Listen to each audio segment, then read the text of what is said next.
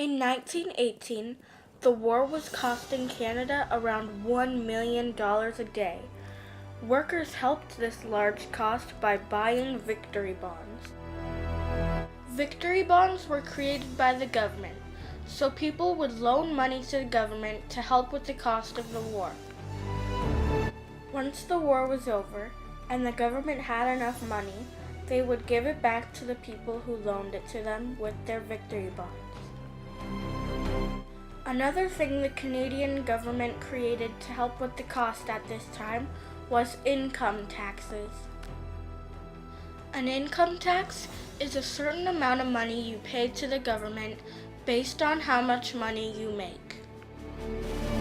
The government claimed this would only be a temporary issue, but income taxes still exist today.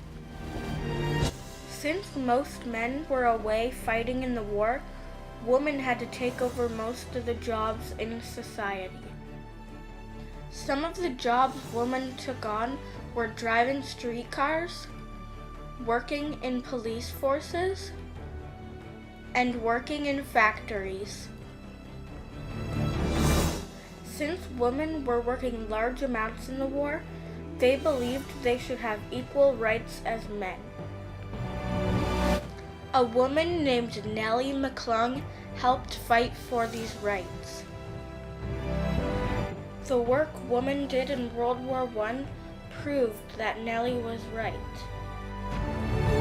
They campaigned for better public health care, better working conditions, and better wages.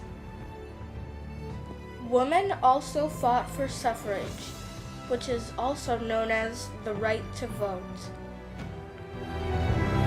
By 1940, women had the right to vote in all provinces across Canada. Throughout the war, a total of 60,661 Canadians lost their lives.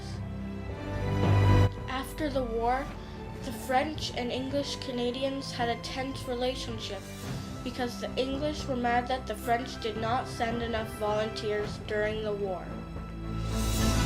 On the positive side, World War I produced a major industry boom in Canada, such as manufacturing and agriculture.